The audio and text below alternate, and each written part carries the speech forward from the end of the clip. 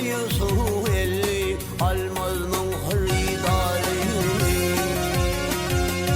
Eymen yecidi biçare çok derde koyun yâri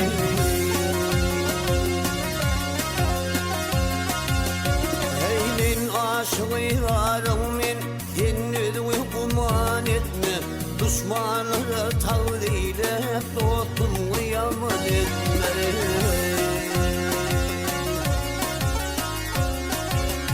Eyvandan kılıcın salıp bağrım dolu kan etme Dil vermeni kıydırıp ısvayı zahan etme Anhatının eşker o ileri ve ayağın yarı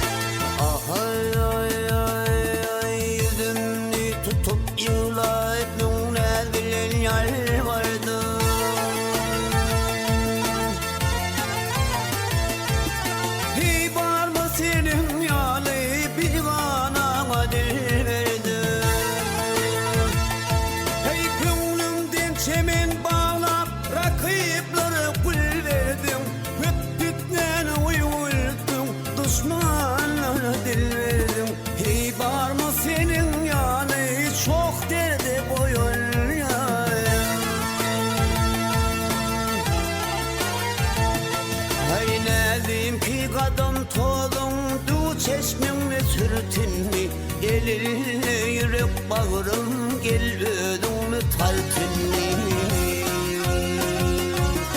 Ganıydı ciğer bağrım Gel be uzinli yırtinni Yar yar deyip uğrunda Yağmur yanıp ürtünni Divane kılı bizni Gülveni söyün yâri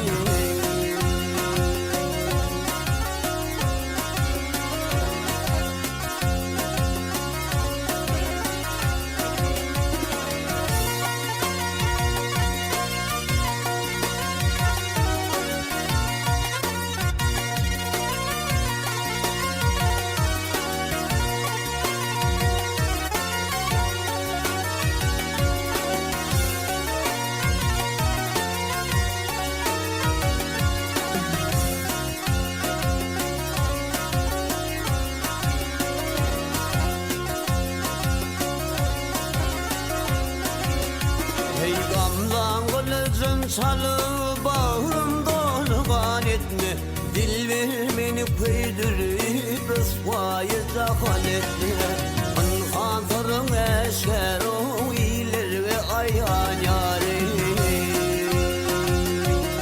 Ganıydı ciğer bağrım gel be utinli yırtinli Yar yar deyip uğrunda yağmur yanıp ürtünni